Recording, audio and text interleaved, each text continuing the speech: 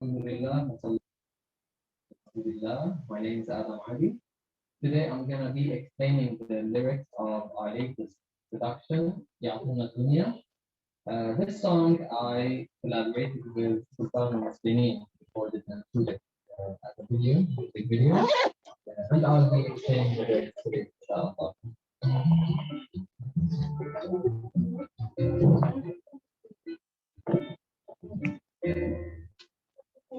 الدنيا إلا عن الحق من تخلى محمد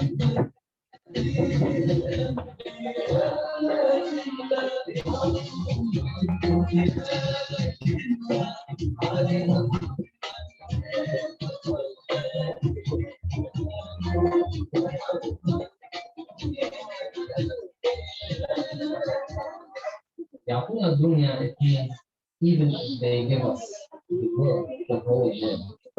عن الحق من نتخلى, we will not leave the truth.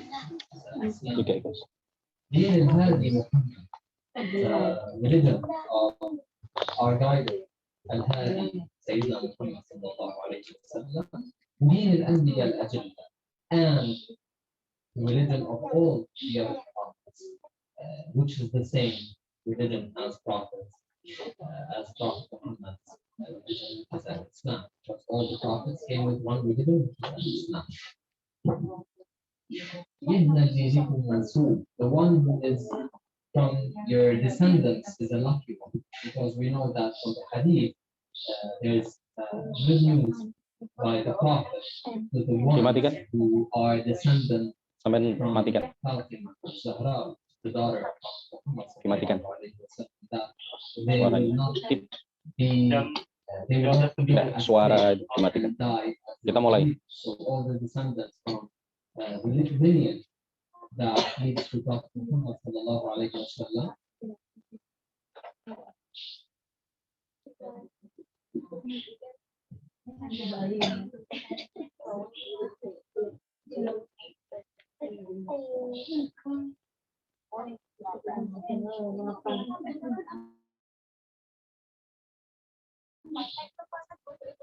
Kita mulai ya, Mbak Ida.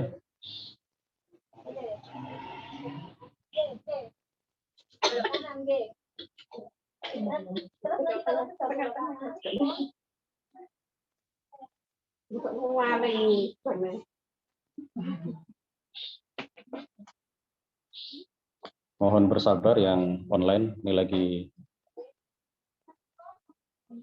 dikondisikan ya.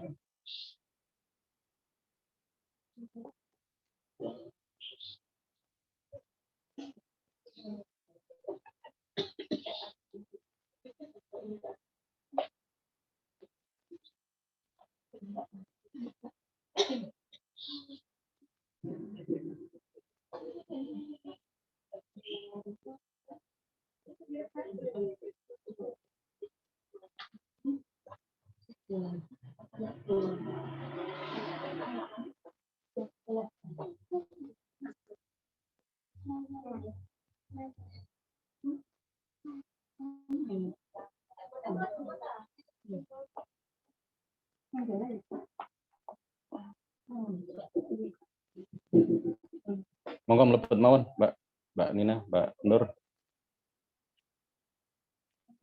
Waalaikumsalam warahmatullahi.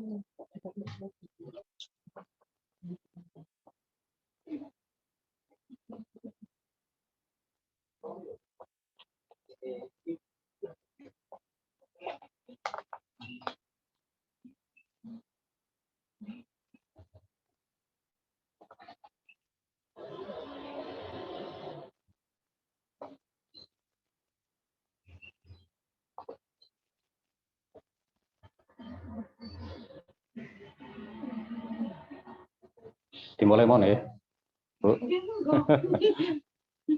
Assalamualaikum warahmatullahi wabarakatuh.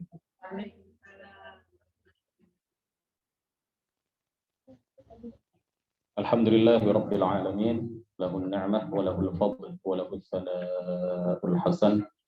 Salawatullahil barrir rahim wal malaikatil muqarrabin ala sayyidina Muhammadin thahil amin wa ala alihi wa sahbihi at-tayyibin at-tahirin. Rabbi shrah li sadri wa yassir li amri wa tsabbitni 'alal iman. Allahumma la sahla illa ma ja'altahu sahla wa anta ya hayyu ya qayyum taj'alul hazna idza syi'ta sahla. Amma ba'd, ila asyrafil nabiyyin Muhammadin Rasulillah sallallahu alaihi wasallam wa alihi wa dhurriyyatihi wa azwajihi wa ahli baitihi al-kiram ila ruhi ikhwanihi minal anbiya'i wal mursalin was sahabati wat tabi'in wal awliya'i as-salihin wal ulama'il 'amilin wal malaikatil muqarrabin wal mujahidin fi sabili rabbil 'alamin wa ila al-musannifin al-mukhlisin wa khususan ila sultanil awliya Syekh Abdul Qadir al-Jilani wal Imam Ahmad al-Rifa'i al-Kabir وسلسلة رجال الطريقة الرفاعية وسلسلة رجال الطريقة القادرية وسلسلة رجال الطريقة النقشبندية وسلسلة رجال الطريقة العلوية وإلى أرواح المسلمين والمسلمات والمؤمنين والمؤمنات من مشارق الأرض إلى مغاربها برها وبحرها خصوصا آبائنا وأمهاتنا وأجدادنا وجداتنا ومشايخنا ومشايخ مشايخنا وأساتذتنا وأساتذة أساتذتنا ونخص خصوصا إلى شيخ مشايخنا الشيخ عبد الله الهرري والشيخ الزرهري والشيخ محمد بن شعيب والشيخ عبد الوهاب حسب الله والشيخ بالسوري شمسوري والشيخ عبد العزيز بشير والشيخ عبد المهيمن والسائر المشايخ وأساتذتنا ونخص خصوصا إلى من فتح ونشر الإسلام في هذه القرية وبنية التوفيق والتيسير وبنية القضاء جميع الحاجات والديون وبنية الشفاء والنصر على الأعداء وطول الدعاء ونيل كل سر ورؤية الرسول وشفاعة الرسول ورفعة الرسول في الآخرة ولرضاء الله الفاتحة. أعوذ بالله من الشيطان الرجيم. بسم الله الرحمن الرحيم. الحمد لله رب العالمين الرحمن الرحيم مالك يوم الدين إياك نعبد وإياك نستعين اهدنا الصراط المستقيم صراط الذين أنعمت عليهم غير المغضوب عليهم ولا الضالين آمين. Bapak Ibu yang mudah-mudahan semuanya dirahmati oleh Allah Subhanahu wa taala. Wabil khusus Bapak Sundoro. Bapak Sundoro Taufik beserta sekeluarga yang saat ini menjadi sahibul makan wal makanan menyediakan tempat dan juga menyediakan Masya Allah berbagai hidangan bagi kita semua. Mudah-mudahan apa yang beliau lakukan pada siang hari yang insya Allah penuh keberkahan ini, di tempat yang penuh keberkahan ini, mudah-mudahan dibalas oleh Allah Subhanahu wa taala dengan pahala yang berlipat ganda. Bapak Ibu yang dirahmati oleh Allah Subhanahu wa taala, alhamdulillah siang ini kita dapat berjumpa kembali, ada yang secara fisik duduk satu majelis di waktu yang penuh keberkahan ini, di tempat yang penuh keberkahan ini, ada yang secara daring. Yang secara daring mudah-mudahan tidak mengurangi semangat di dalam belajar ilmu agama. Hadirin, hadirat, majelis ilmu atau majelis zikir, monggo. Majelis ilmu atau majelis zikir atau majelis yang tujuan utamanya adalah mengingat Allah Subhanahu wa taala, seperti yang saat ini kita selenggarakan, disebut oleh Rasulullah Shallallahu Alaihi Wasallam sebagai Riyadul Jannah, Raudhatul Jannah, taman surga. Berarti kita saat ini berada di taman surga. Taman surga saat ini berada di rumahnya Bapak Sundoro Taufik. Ini adalah taman surga yang dihadiri oleh malaikat, yang dihadiri oleh orang-orang yang mulia menurut Allah Subhanahu wa taala, yaitu para penuntut ilmu agama. Majelis ini tujuan utamanya adalah untuk mengingat Allah Subhanahu wa taala. Makanya ketika Rasulullah Shallallahu alaihi wasallam melihat beberapa orang sahabat yang melewati majelis ilmu, majelis zikir, beliau kemudian bersabda kepada mereka, "Idza marartum bi riyadil jannati farta'u." Idza marartum bi riyadil jannati farta'u. Jika kalian melewati taman-taman surga, farta'u, maka singgahlah dengan senang hati dan nikmatilah apa yang ada di taman surga itu. Para sahabat bertanya, "Wa ma riyadul jannati ya Rasulullah?" Yang engkau maksud dengan taman surga itu apa, wahai baginda Rasulullah Shallallahu alaihi wasallam? Beliau menjawab, hilaqudz dzikri.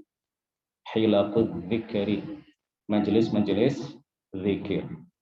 Yang dimaksud majelis-majelis zikir yang disebut oleh Rasulullah Shallallahu alaihi wasallam sebagai taman-taman surga itu adalah majelis-majelis yang diselenggarakan untuk mengingat Allah Subhanahu wa taala. Dan di antara majelis yang tujuan utamanya adalah mengingat Allah Subhanahu wa taala adalah majelis ilmu, majelis yang diajarkan di dalamnya ilmu agama. Majelis yang diajarkan di dalamnya akidah, majelis yang diajarkan di dalamnya hukum-hukum Islam. Majelis yang diajarkan di dalamnya kewajiban-kewajiban, majelis yang diajarkan di dalamnya perkara-perkara haram menurut syariat Islam, sehingga yang wajib kemudian kita amalkan, yang haram kemudian kita tinggalkan. Majelis ilmu, majelis zikir seperti yang saat ini kita berada di dalamnya adalah majelis yang dihadiri oleh para malaikat. Di dalam sebuah hadis Rasulullah Shallallahu alaihi wasallam bersabda, "La yaq'udu qaumun, la yaq'udu qaumun." Tidaklah sekelompok kaum duduk-duduk. Yadhkurunallaha, dengan maksud dan tujuan untuk mengingat Allah Subhanahu wa taala. Salah satu cara kita untuk mengingat Allah adalah belajar ilmu agama. Mengajarkan ilmu agama. Illa haffathumul malaikatu. Kecuali sekumpulan orang itu haffathumul malaikatu, dilingkupi oleh para malaikat. Wa ghasyiyatuhumur rahmatu, dan dilingkupi oleh rahmat khusus dari Allah Subhanahu wa taala. Wa nazzalat alaihimus sakinatu, dan turun ketenangan pada mereka. Wa dzakarahumullahu fi man 'indahu, dan Allah Subhanahu wa taala akan mengumumkan orang-orang yang hadir di majelis ilmu itu di hadapan para malaikat, kepada para malaikat yang ada di langit, bahwa mereka adalah orang-orang yang baik.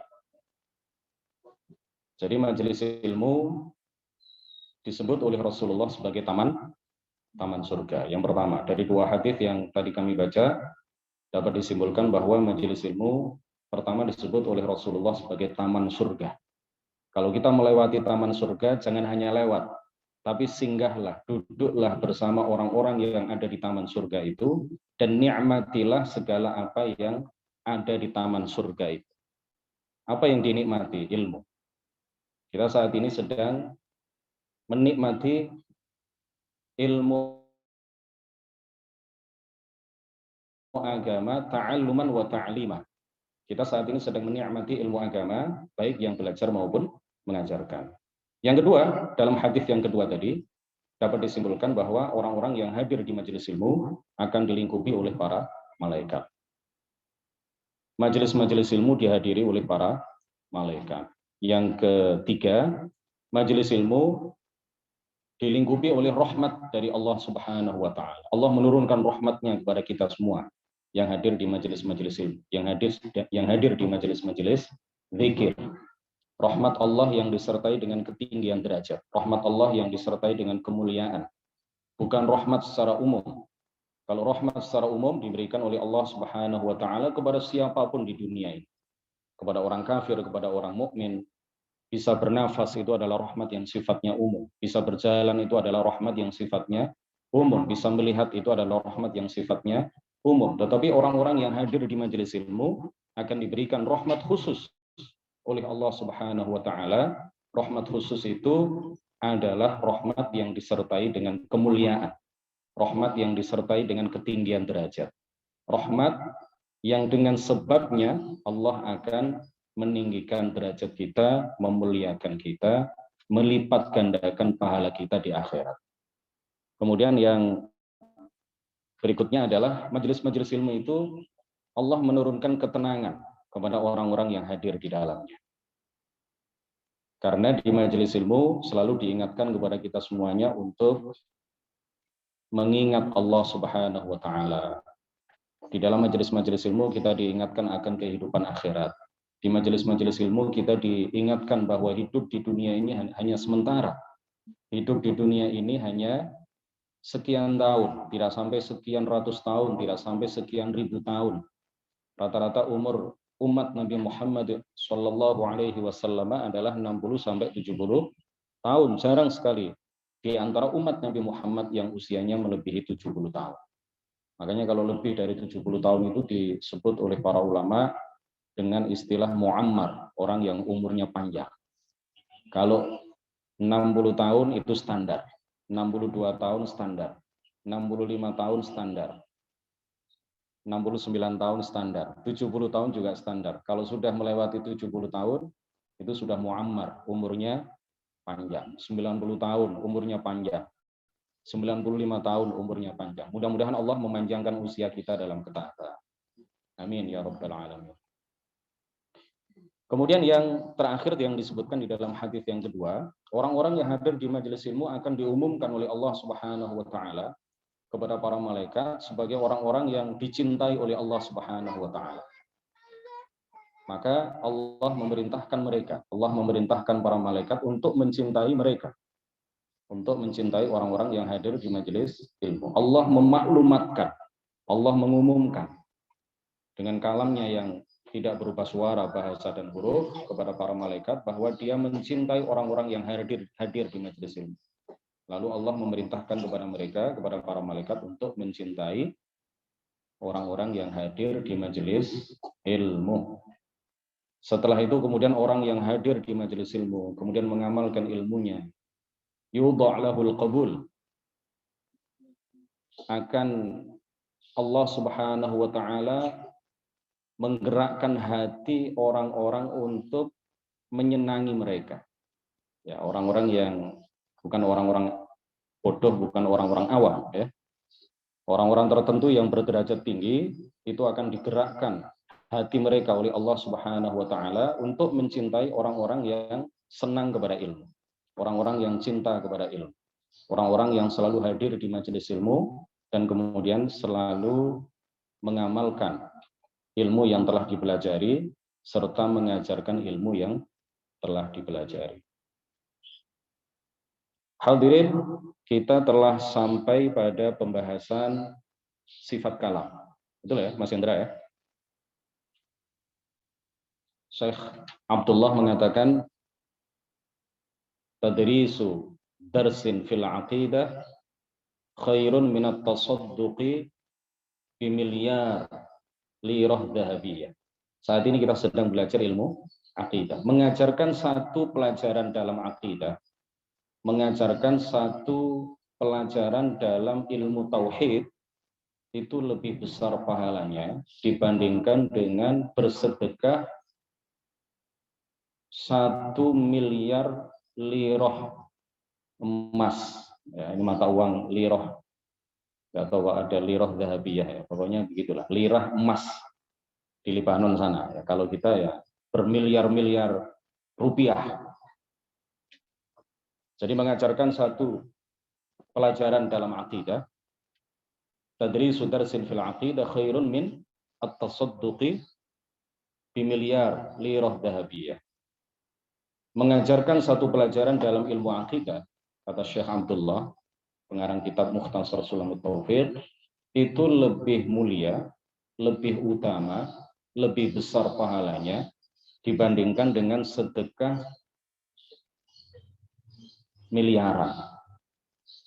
Dibandingkan dengan sedekah miliaran. Siapa di antara kita yang pernah sedekah ratusan juta? Tidak ada mungkin, belum ada. Siapa di antara kita yang pernah sedekah puluhan juta? Mengajarkan satu pelajaran dalam ilmu akidah, kata Syekh Abdullah, itu lebih besar pahalanya dibandingkan dengan sedekah miliaran.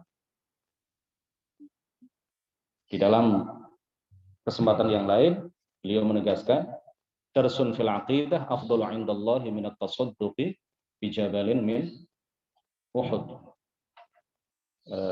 Min at-tasadduqi bi apa?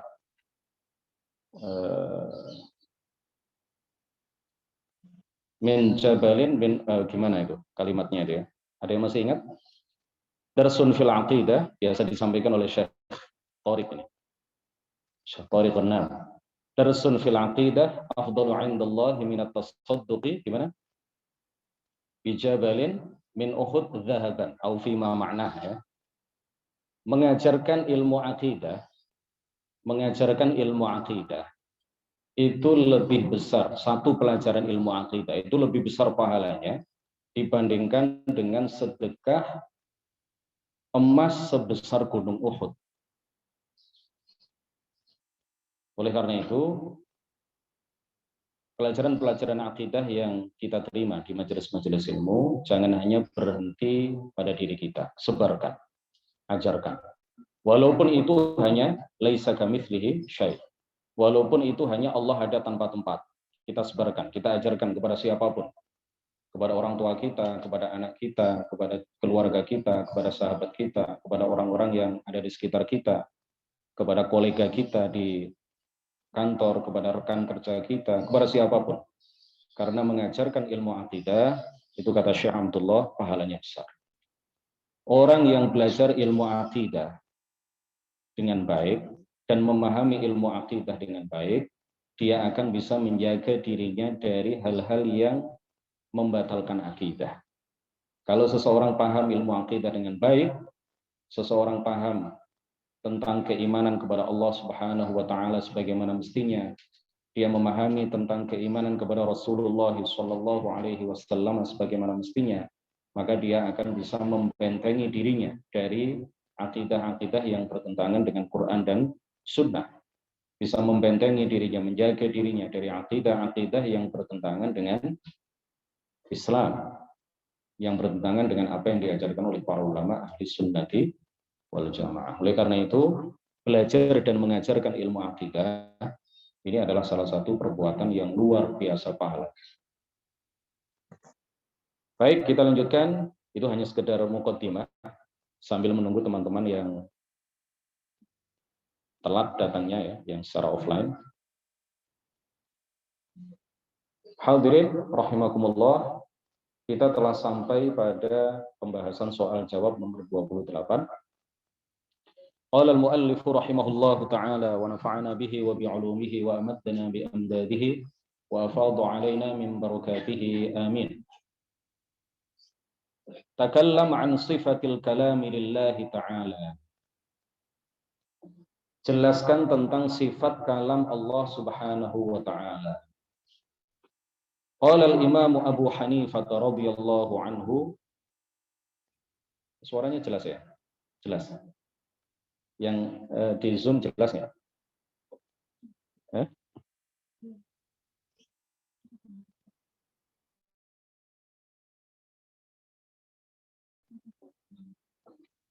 Putus.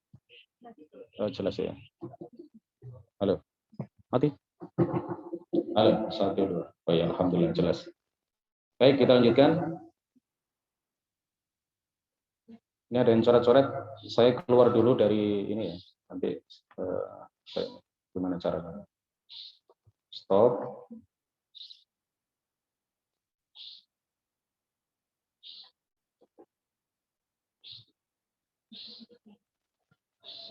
Qala al-Imam Abu Hanifah radhiyallahu anhu fi kitabih Al-Fiqh al-Absat wa yatakallamu la ka kalamina nahnu natakallamu bil alati min al-makharij wal huruf wallahu mutakallimun bila alatin wala harfin. Kita baca sama-sama biar enggak ngantuk. Qala al-Imam Abu Hanifah radhiyallahu anhu fi kitabih Al-Fiqh al-Absat wa yatakallamu la ka kalamina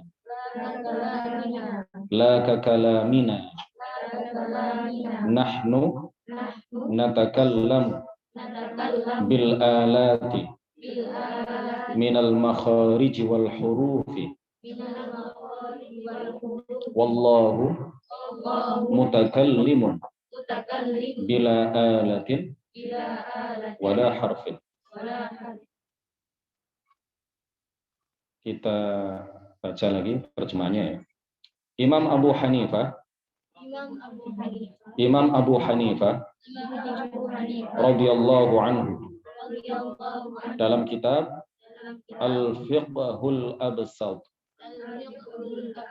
berkata, dan dia berkalam dan dia berfirman tidak seperti perkataan kita.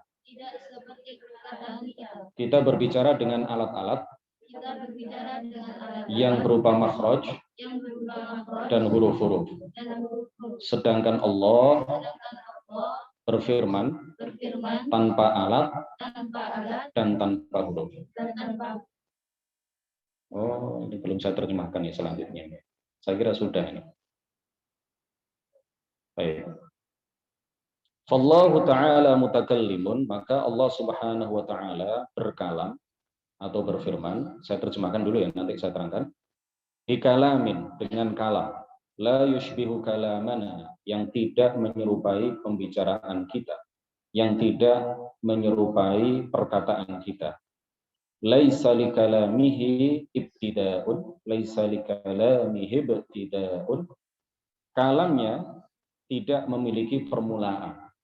Walaysa lahu intiha'un, dan kalamnya tidak memiliki penghabisan, tidak berakhir, tidak berawal, tidak berakhir. La yatra'u alaihi sukutun. La yatra'u alaihi sukutun. Tidak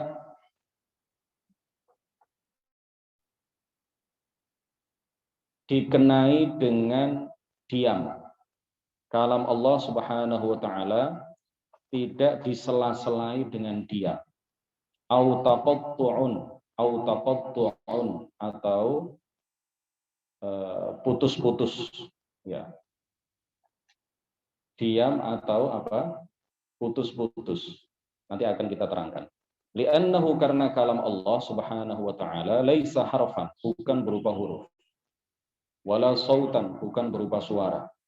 Wa innama huwa sifatun. Sifat Allah tiada lain adalah sifat kalam Allah tiada lain adalah sifatun, sifat lahu bagi Allah Subhanahu wa ta'ala, la yushbihu kalamal makhluqin, yang tidak menyerupai perkataan seluruh makhluk. Qala Allah ta'ala wa kallamallahu Musa taklima. Dan Allah telah benar-benar memperdengarkan kalamnya kepada Nabi Musa alaihissalam.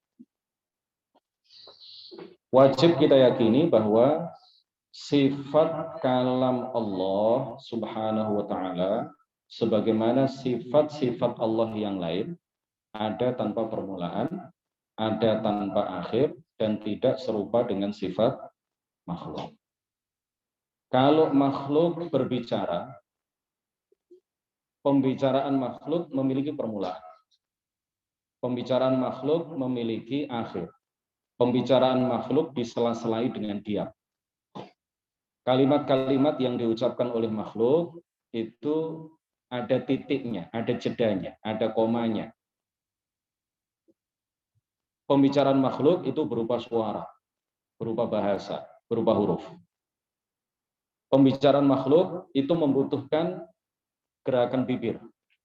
membutuhkan gerakan lisan, membutuhkan dibukanya kedua bibir dan ditutupnya kedua bibir. Itu pembicaraan makhluk. Sebagaimana yang sama-sama kita saksikan, sebagaimana yang sama-sama kita rasakan, sebagaimana yang sama-sama kita lakukan. Pembicaraan makhluk itu seperti itu. Nah, sifat kalam Allah Subhanahu wa taala tidak menyerupai sifat kalam makhluk. Kalau makhluk berbicara dengan bahasa, berbicara dengan rangkaian huruf, berbicara dengan suara, maka Allah Subhanahu wa taala sifat kalamnya bukan berupa suara, bukan berupa bahasa, bukan berupa huruf. Sifat kalam Allah Subhanahu wa taala dalam berkalam, Allah Subhanahu wa taala tidak membutuhkan tahrik al-lisan, tidak membutuhkan untuk menggerakkan bibir, dan dia tidak membutuhkan kepada bibir. Kalau kita butuh bibir di dalam berbicara, kita butuh lisan, kita butuh alat-alat, kita butuh makhraj, tempat keluarnya huruf. Allah Subhanahu wa taala tidak butuh kepada itu semuanya.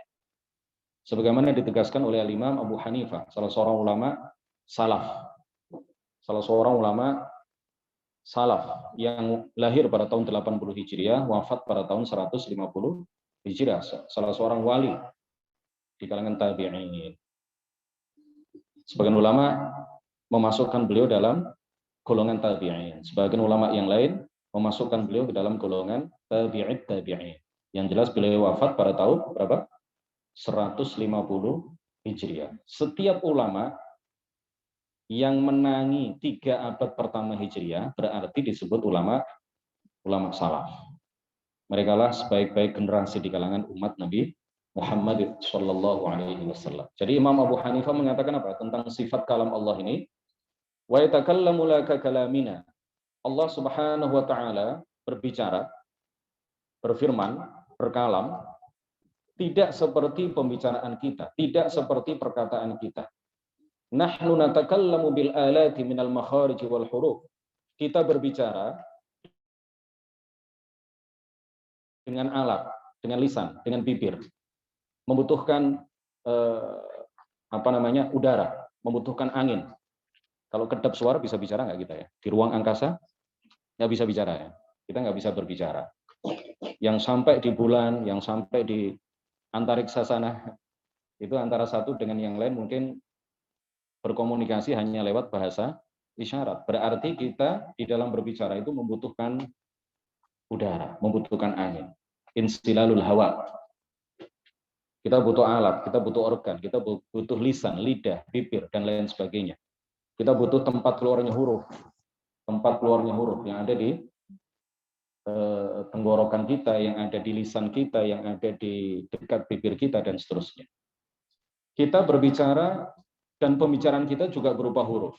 Wallahu mutakallimun bila alatin wala harfin. Allah Subhanahu wa taala berbicara, berfirman, berkalam tanpa alat dan tanpa huruf. Di antara dalil bahwa Allah Subhanahu wa taala bersifat dengan sifat kalam adalah firman-Nya, wa kallamallahu Musa taklima. Wa kallamallahu Musa taklima. Dan Allah telah benar-benar memperdengarkan kalamnya kepada Nabi Musa alaihissalam.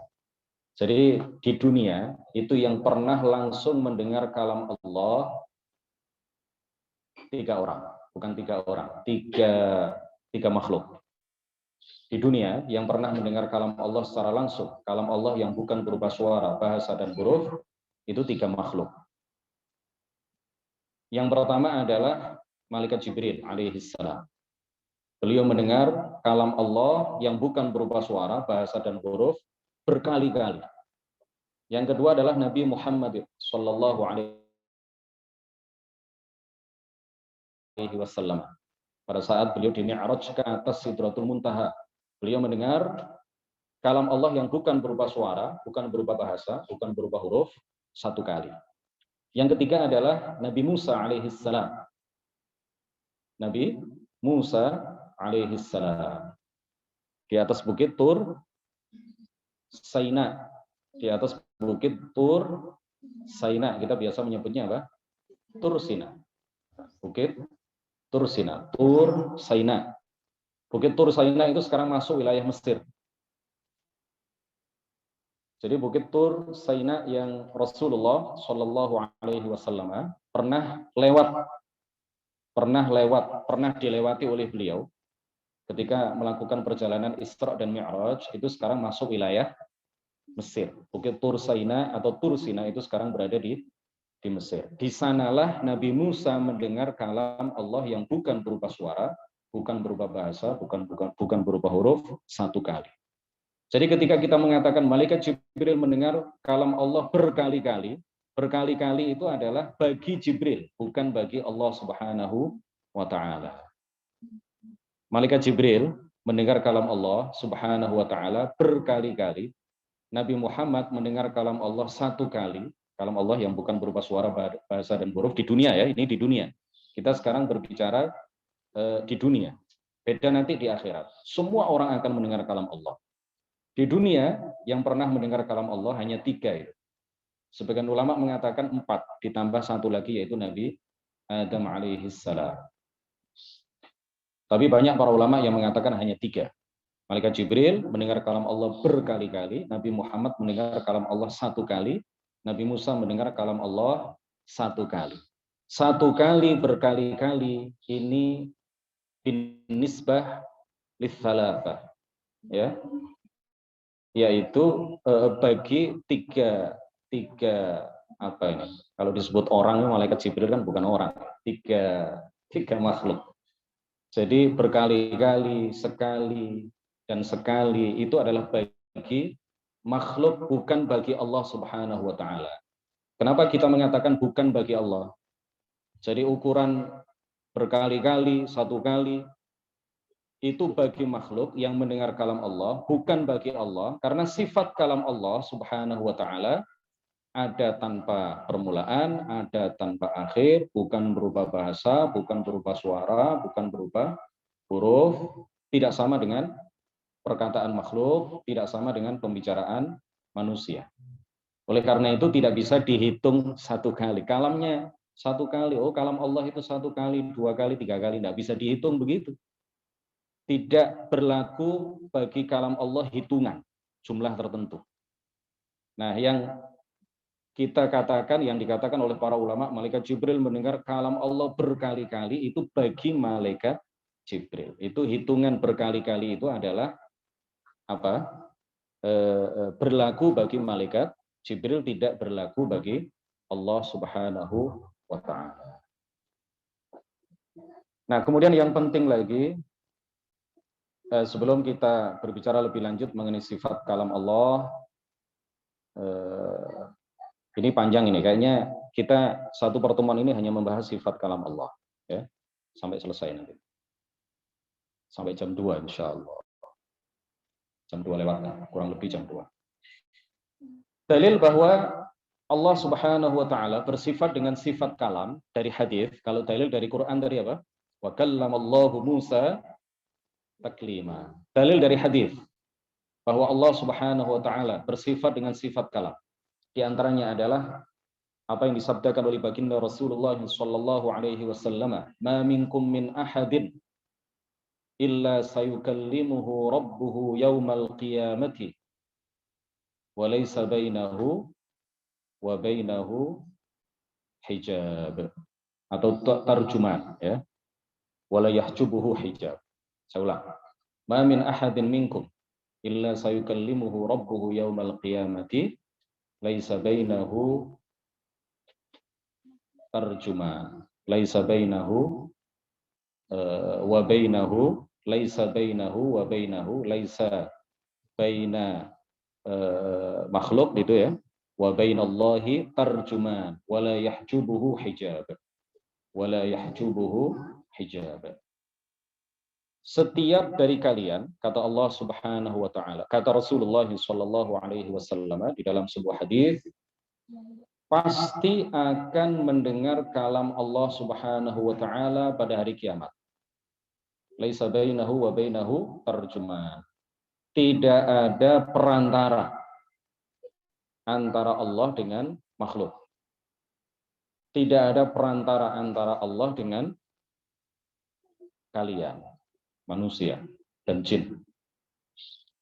Jadi nanti pada hari kiamat, seluruh manusia dan seluruh jin akan dihisab langsung, dimintai pertanggungjawaban langsung oleh Allah Subhanahu wa taala tanpa melalui perantara, tanpa melalui wasilah malaikat.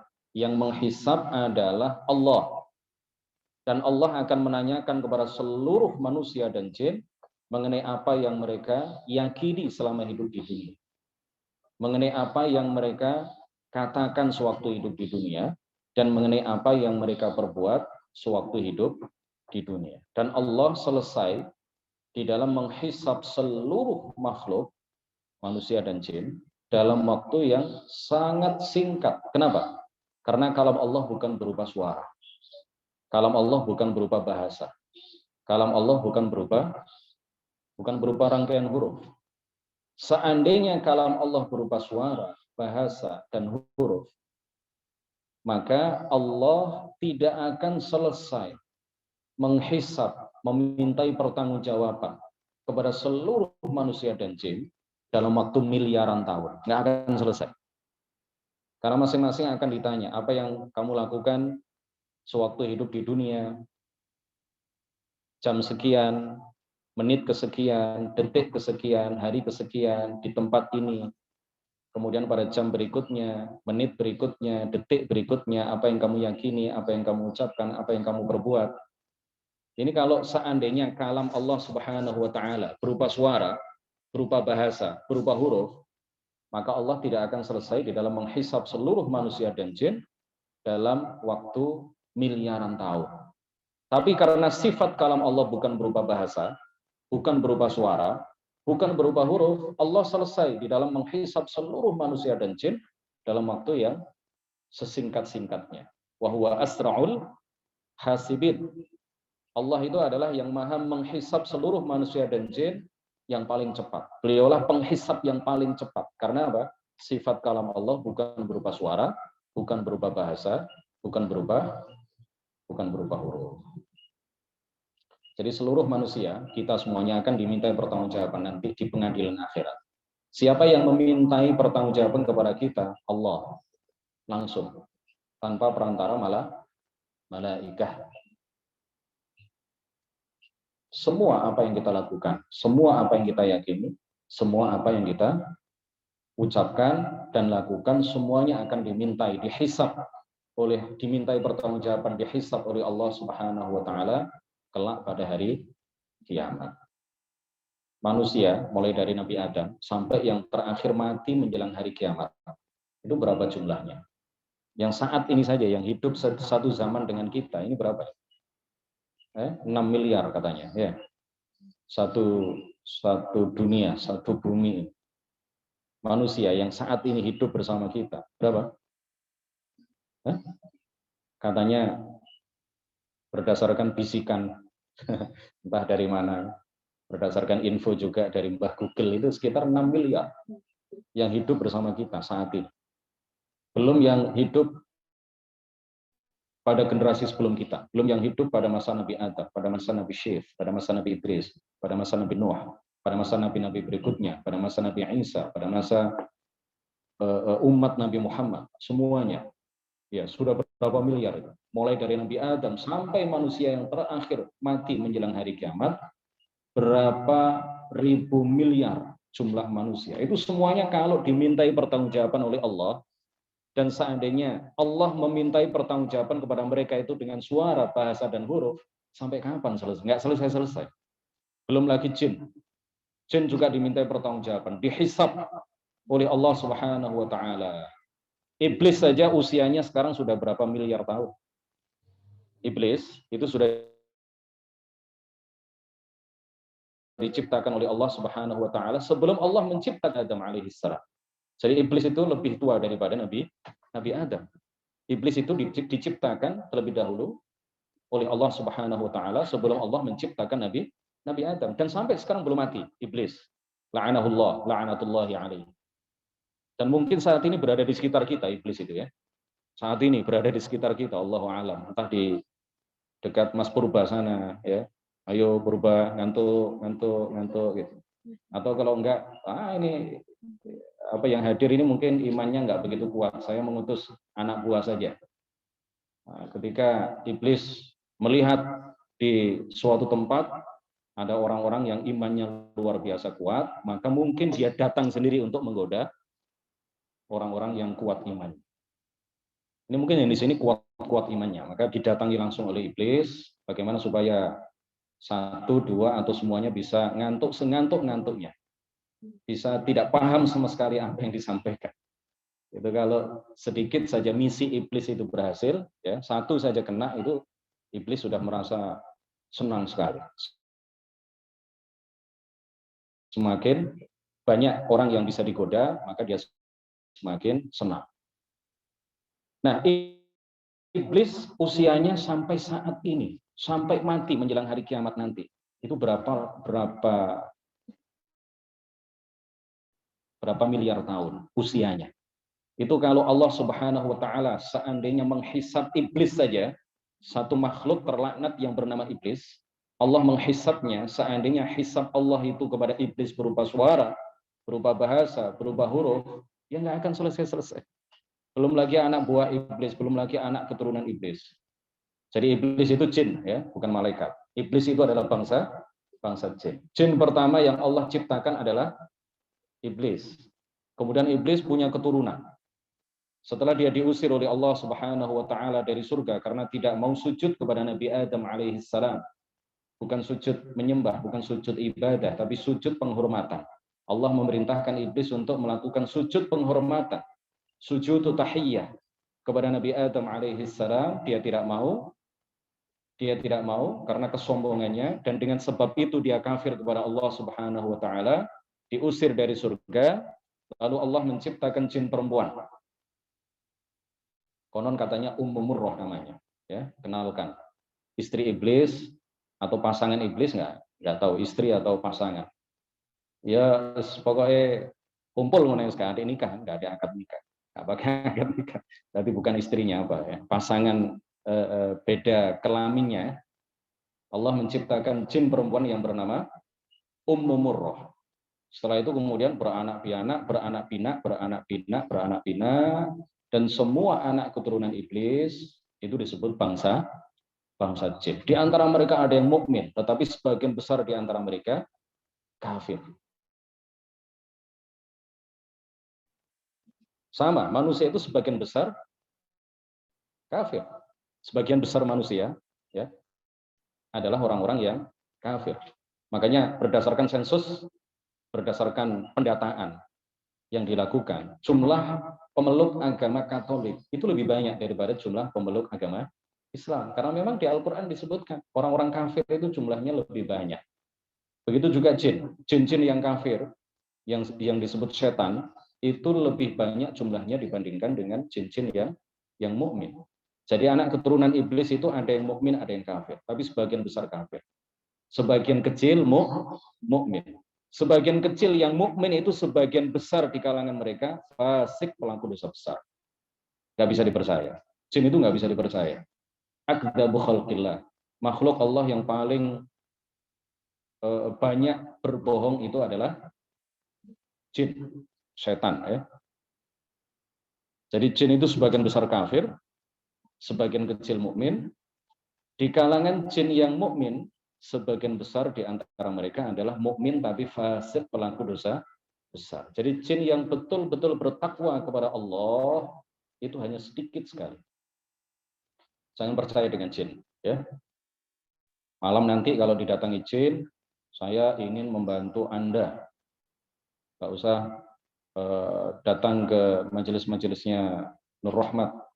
Kamu ikut saya aja, hadir di majelis-majelis saya. Kamu nanti akan saya lariskan daganganmu. Kamu nanti akan sukses di dalam jual beli online kamu. Misalkan, ya, diiming-iming oleh iblis seperti itu, atau setan, anak buahnya iblis seperti itu. Jangan dipercaya. Sekali, dua kali berkata benar, tetapi 3, 4 dan seterusnya berkata bohong. Nah, itu iblis dan anak keturunannya seperti itu. Walaupun mereka mukmin, walaupun mereka mengaku-ngaku diri mereka mukmin, karena sebagian besar jin mukmin fasik, pelaku dosa besar. Jangan percaya kalau datang makhluk yang aneh gitu ya, yang bukan manusia, ngaku-ngaku saya adalah malaikat. Jangan percaya. Saya ini apa kok didatangi malaikat? Saya ini bukan wali, bukan apa kok. Ini pasti setan ini. Ini pasti setan. Nah, anak keturunan iblis itu usianya panjang-panjang. Ada yang 1000 tahun, ada yang 5000 tahun. Yang 100 tahun mungkin ya masih PAUD lah ya. Jin yang 100 tahun itu masih tingkat PAUD RA gitu, masih TK, masih SD lah. Jin itu rata-rata umurnya panjang-panjang, 5000 tahun, 10.000 tahun. Nah, kalau seandainya Allah Subhanahu wa taala menghisab manusia dan jin, dan hisabnya Allah itu dengan menggunakan suara, bahasa, dan huruf, sampai berapa lama Allah membutuhkan waktu di dalam menghisab iblis saja butuh berapa lama. Di dalam menghisab anak keturunan iblis butuh berapa waktu. Di dalam menghisab seluruh manusia butuh berapa lama. Nggak akan selesai. Dalam waktu bermiliar-miliar tahun tidak akan selesai. Padahal hisab itu hanya satu di antara 50 tahapan pada hari kiamat. Hisab itu hanya salah satu tahapan 50, salah satu dari 50 tahapan pada hari kiamat. Dan hari kiamat seluruhnya, mulai dari dibangkitkannya seluruh manusia dari alam kubur sampai yang divonis masuk surga, masuk ke dalam surga, sampai yang divonis masuk ke neraka, itu lamanya adalah 50.000 tahun. Tidak sampai miliaran. Tidak sampai miliaran tahun. Seluruh tahapan hari kiamat itu hanya 50.000, hanya dalam tanda kutip, hanya, karena tidak sampai 1 miliar tahun. Bagi Allah itu hanya 1 hari. Tapi bagi kita, dalam hitungan kita, itu sama dengan atau sebanding dengan berapa? 50.000 tahun. Jadi hisab Allah Subhanahu wa taala, kalam Allah Subhanahu wa taala di dalam menghisab seluruh manusia dan jin itu bukanlah kalam yang berupa suara, bukan berupa bahasa, bukan berupa huruf. Ya, paham ya? Satu-satu, pelan-pelan. Selanjutnya, perlu kita pahami bersama bahwa kata Al-Quran itu memiliki 2 itlaq. Lafaz Al-Quran itu memiliki 2 penyebutan, memiliki 2 pengertian, memiliki 2 makna. Terkadang dalam konteks tertentu, kalau disebut Al-Quran, maka yang dimaksud adalah sifat kalam Allah yang bukan berupa suara, bukan berupa bahasa, bukan berupa huruf. Ini bukan ilmu tingkat tinggi ya, ini dasar. Ini ilmu dasar. Jadi jangan anggap ini adalah ilmu yang sulit dipahami, tidak. Ini ilmu yang insya Allah mudah dipahami, pokoknya gak ngantuk.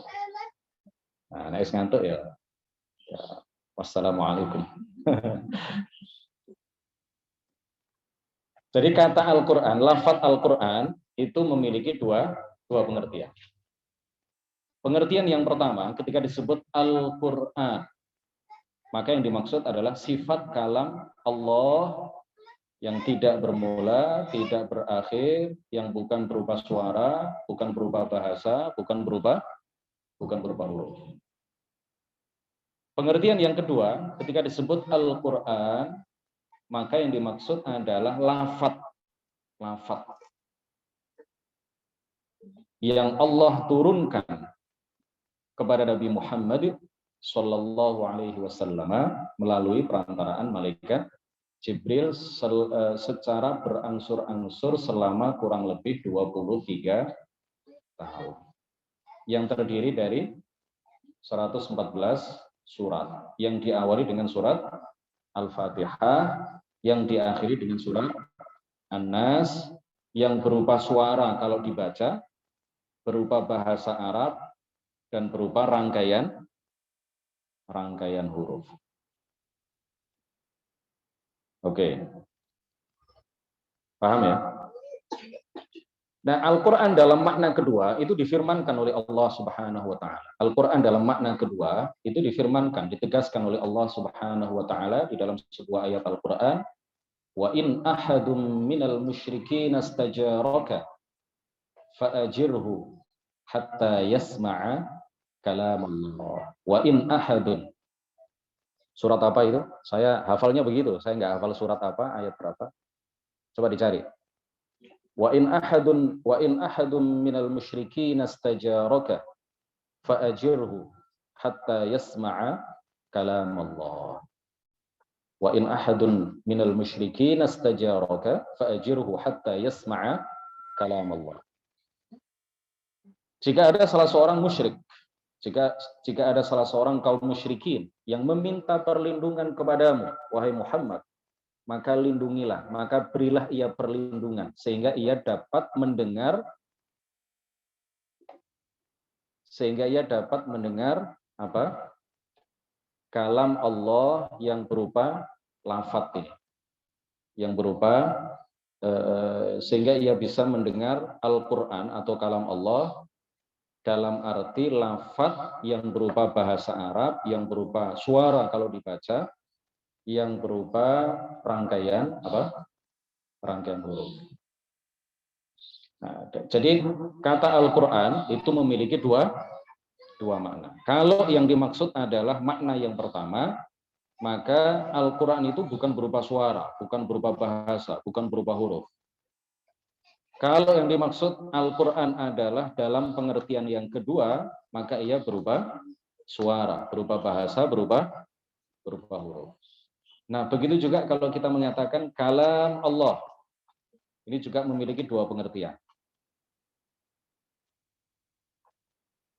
Kalau kita mengatakan kalam Allah, kalamullah, ini juga memiliki dua pengertian. Pengertian yang pertama adalah sifat kalam Allah yang tidak berawal, tidak berakhir, yang bukan berupa suara, bahasa, dan huruf. Dalam pengertian yang kedua, kalam Allah itu adalah lafadz yang Allah turunkan kepada Nabi Muhammad, kalau berupa Al-Quran, yang Allah turunkan kepada Nabi Musa, kalau itu adalah Taurat yang asli, yang Allah turunkan kepada Nabi Dawud, kalau itu adalah Zabur yang asli, yang Allah turunkan kepada Nabi Isa, kalau itu adalah Injil yang asli. Kalau yang dimaksud kalam Allah adalah dalam pengertian yang kedua, maka ia berupa suara, berupa bahasa, berupa huruf.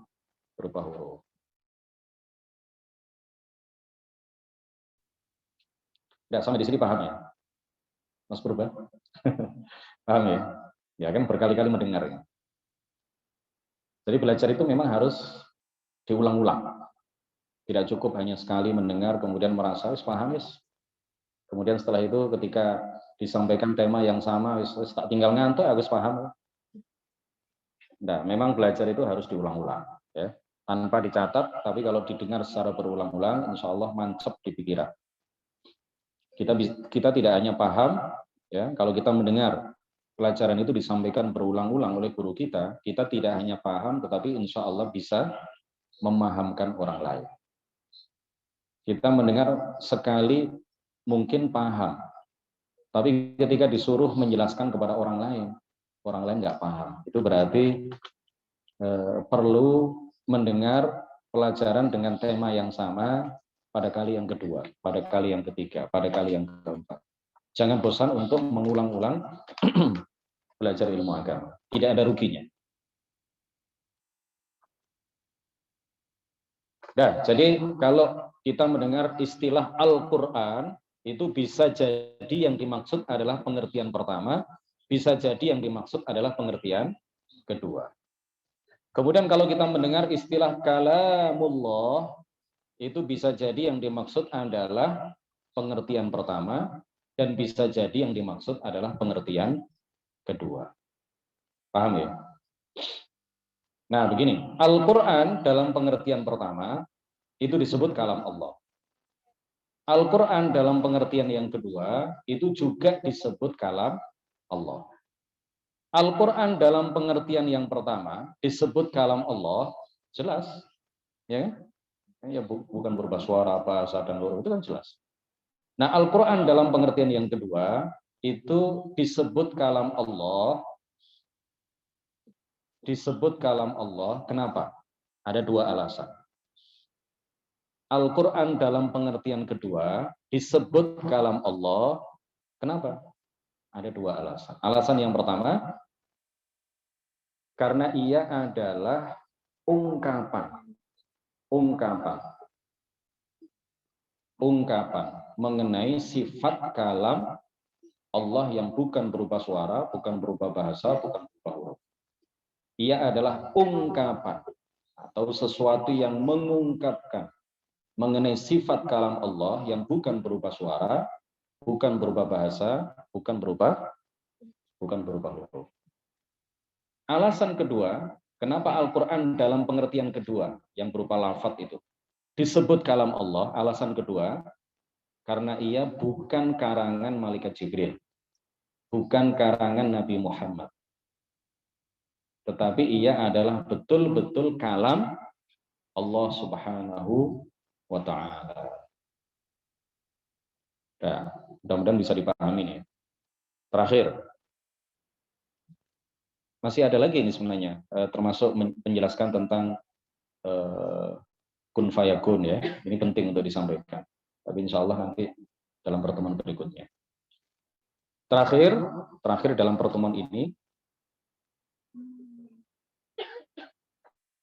ketika kita mengatakan bahwa Al-Quran yang berupa lafadz yang Allah turunkan kepada Nabi Muhammad SAW itu disebut kalam Allah dalam arti ia adalah sesuatu yang mengungkapkan mengenai sifat kalam Allah yang bukan berupa suara, bahasa, dan huruf.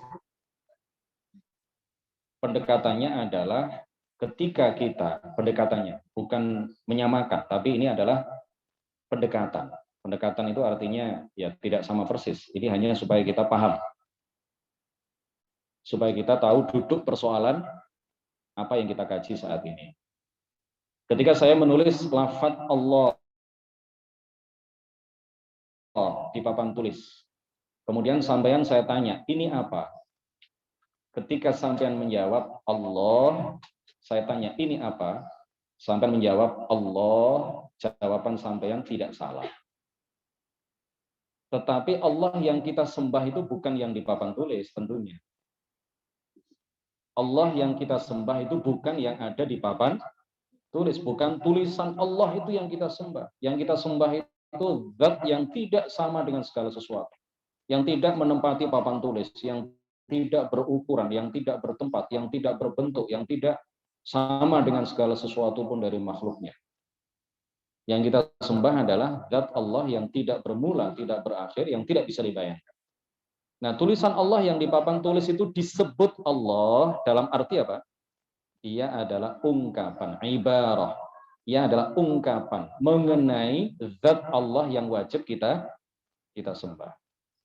Nah, Al-Quran yang berupa tulisan, yang berupa suara, yang berupa bahasa Arab, itu disebut kalam Allah dalam arti apa?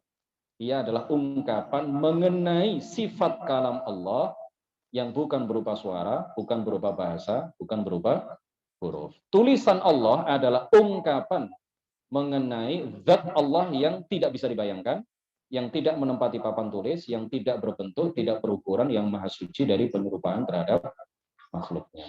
Paham ya? Insya Allah paham ya? Mas Noval? Pas? Wonten pertanyaan? Ada pertanyaan? Masih berlanjut insya Allah mengenai sifat kalam Allah pada pertemuan berikutnya. Kayaknya ada yang chat tadi ya.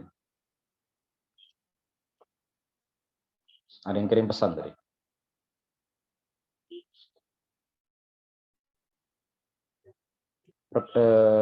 Rekaman ceramahnya mohon untuk di-share. Oke. Sudah berapa pertemuan ini belum saya share di YouTube ini, Masya Allah. Ya, karena kesibukan. Insya Allah nanti akan saya upload semuanya di YouTube.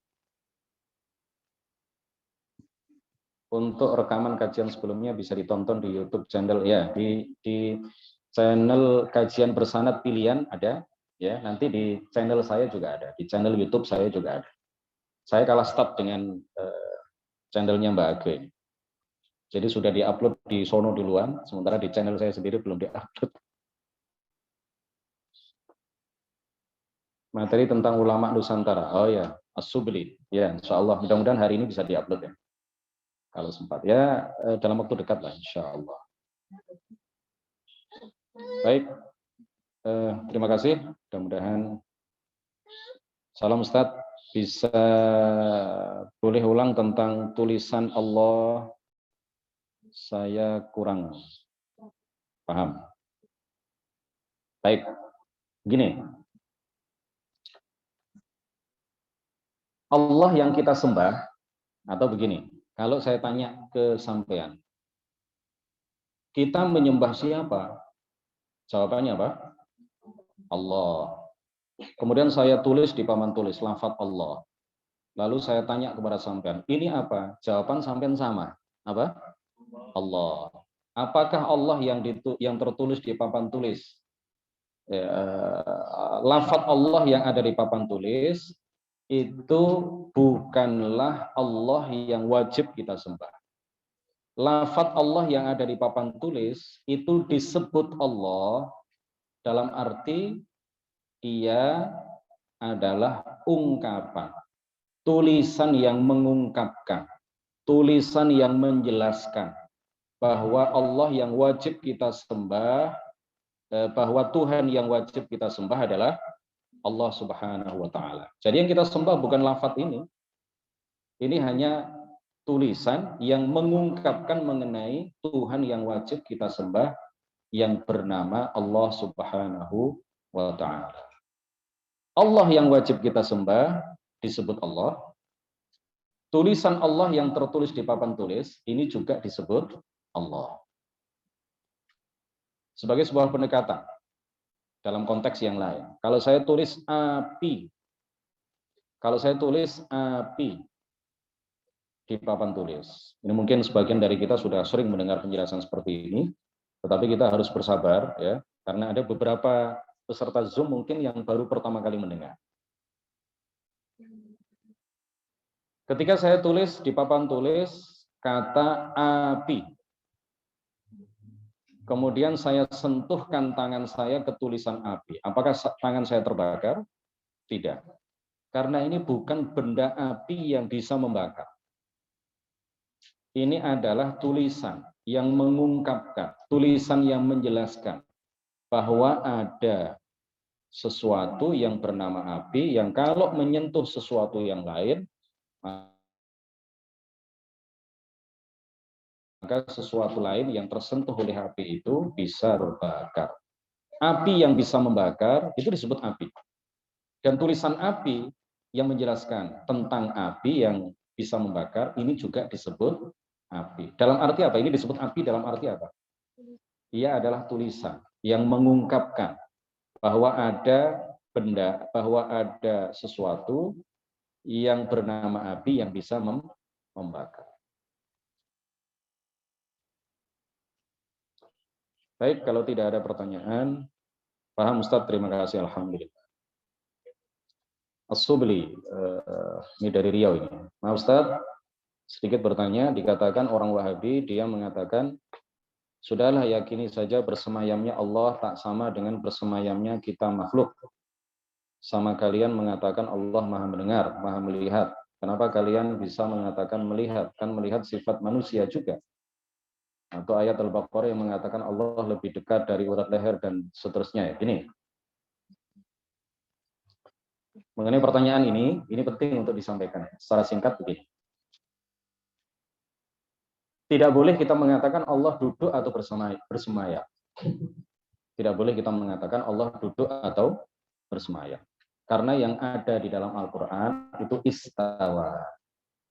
Di dalam Al-Quran tidak ada penjelasan di ayat manapun bahwa Allah jalasa. Tidak ada kata jalasa yang dinisbatkan kepada Allah Subhanahu wa Ta'ala di dalam Al-Quran. Yang ada adalah apa? Istawa. Dan kita lihat di dalam bahasa Arab. Kata istawa itu ternyata menurut para ulama bahasa memiliki 15 makna. Kenapa diambil makna yang tidak sesuai dengan keagungan Allah Subhanahu wa taala? Kenapa diambil makna bersemayam? Kenapa diambil makna duduk? Kenapa diambil makna bertempat tinggal? Bukankah masih ada makna lain yang sesuai dengan keagungan dan kemahasucian Allah Subhanahu wa taala di antara 15 makna yang terkandung di dalam kata istawa? Jadi perlu kita sampaikan bahwa tidak ada satupun ayat Al-Quran yang menyatakan Allah bersemayam di atas arsy. Tidak ada. Tidak ada satupun ayat Al-Quran yang menyatakan bahwa Allah duduk di atas arsy. Tidak ada. Yang ada adalah ayat yang menyatakan bahwa Allah istawa atas arsy. Jadi bedakan antara Al-Quran dengan terjemah Al-Quran. Sebagian orang mengatakan jelas ini ada di dalam Al-Quran Allah bersemayam di atas arsy loh. Al-Quran itu kan bahasa Arab. Coba baca Arabnya. Baca Arabnya. Ada kata-kata bersemayam? Enggak ada. Yang ada apa? Istawa. Nah, istawa itu memiliki 15 makna. Kenapa diambil satu makna yang tidak sesuai dengan keagungan dan kemahasucian Allah Subhanahu wa taala? Beda dengan melihat dan mendengar. Di dalam Al-Quran memang disebutkan wa huwas sami'ul basir, wa huwas sami'ul basir. As-sami' tidak bisa dimaknai kecuali dengan arti mendengar. Al-basir tidak bisa dimaknai kecuali dengan arti melihat. Tetapi karena sebelumnya Allah menegaskan laisa kamitslihi syai', maka wajib kita menyatakan pendengaran Allah tidak sama dengan pendengaran makhluk. Penglihatan Allah tidak sama dengan penglihatan makhluk. Ini bedanya ya. Mudah-mudahan bisa dipahami Mas Subi. Ustaz, bagaimana dengan pendapat yang mengatakan kalam Allah itu tidak qadim dan tidak hadis? Apa hukumnya? Kalau tidak salah, pendapatnya Mana Al-Qattan. Allah alam. Gini. Wah, ini jadi panjang nih ya. Mau dijawab sekarang apa minggu depan? Intinya begini, tidak boleh kita mengatakan kalam Allah makhluk atau kalam Allah hadis, atau Al-Quran makhluk atau Al-Quran hadis. Secara mutlak tidak boleh. Sekali lagi, tidak boleh kita mengatakan Al-Quran makhluk secara mutlak. Secara mutlak itu artinya tanpa ada tambahan keterangan. Tidak boleh kita mengatakan Al-Quran makhluk. Haram. Haram. Sekali lagi, haram hukumnya. Kalau kita mengatakan Al-Quran makhluk. Haram. Hukumnya apa? Haram. Kalau kita mengatakan secara mutlak, tanpa ada embel-embel keterangan berikutnya. Al-Quran makhluk titik. Tidak boleh. Boleh dikatakan Al-Quran makhluk kalau ada tambahan keterangan. Muqayyad, ya, tidak mutlak. Tambahan keterangannya itu apa? Tambahan keterangannya itu kita katakan di dalam maqamut ta'lim ya, di dalam majelis-majelis ilmu seperti ini, kita jelaskan bahwa jika yang Al-Quran memiliki dua pengertian, jika yang dimaksud adalah pengertian pertama, maka Al-Quran bukan makhluk. Karena bukan berupa suara, bahasa, dan huruf. Jika yang dimaksud dengan Al-Quran adalah pengertian kedua, karena ia berupa suara, berupa bahasa, berupa huruf, maka ia adalah makhluk. Kalau dijelentrehkan, kalau dirinci seperti ini, didetailkan penjelasan seperti ini, fi maqamit ta'lim, boleh. Tapi kalau secara mutlak, Al-Quran makhluk, nggak boleh. Haram. Kenapa? Karena khawatir dipahami bahwa Al-Quran yang dalam pengertian pertama itu makhluk. Makanya tidak boleh secara mutlak dikatakan seperti itu. Imam Ahmad itu bahkan disiksa oleh khalifah, salah seorang khalifah Bani Umayyah ketika itu yang berakidah Mu'tazilah untuk mengatakan Al-Quran makhluk, beliau tidak mau. Kenapa? Bahkan ada salah seorang murid beliau itu yang merayu beliau, katakan saja wahai guru, Al-Quran makhluk, tetapi yang Anda maksud adalah dalam pengertian kedua. Apa kata Imam Ahmad? Saya tidak mau. Saya tidak mau. Sampai kapanpun saya tidak akan mengatakan Al-Quran makhluk. Karena saya khawatir orang awam akan memahami bahwa Quran yang berupa Quran dalam pengertian pertama yang merupakan sifat kalam Allah yang bukan berupa suara, bahasa, dan huruf, itu saya khawatir dianggap orang awam sebagai makhluk. Makanya beliau sampai disiksa, sampai dicambuk sekian kali.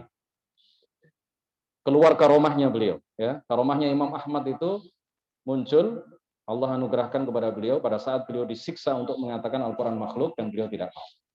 Apa yang terjadi? Celana beliau, saking kerasnya pukulan cambuk kepada beliau ke berbagai bagian tubuh beliau, sampai-sampai celananya, sabuk celana beliau, koloran, kalau zaman dulu koloran gitu ya, nggak ada sabuk, itu apa namanya? Tali pengikat celana beliau itu lepas. Tali pengikat celana beliau lepas, tapi celananya tidak melorot, celananya terbang. Celananya itu hanya tidak menempel di badan beliau, ya, ada jarak antara celana beliau dengan badan mulia beliau, tetapi tidak lepas, tidak ikut melorot. Padahal tali pengikatnya sudah lepas. Nah, ini kata para ulama, ini adalah salah satu bukti bahwa beliau adalah seorang wali. Ya. Itu adalah karomah yang Allah anugerahkan kepada beliau.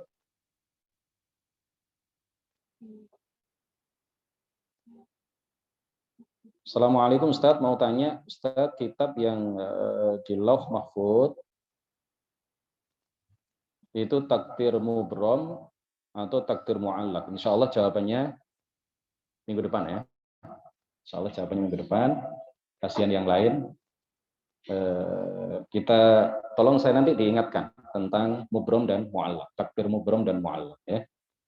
Insya Allah nanti akan saya jelaskan. Kasihan ini yang baru pertama-pertama ngaji, nanti kalau kelamaan kapok nanti ya. Kalau kelamaan kapok ini nanti nggak datang lagi, kasihan. Kasihan dia ya, kasihan dia. Karena kalau kapok itu kan kasihan dirinya sendiri.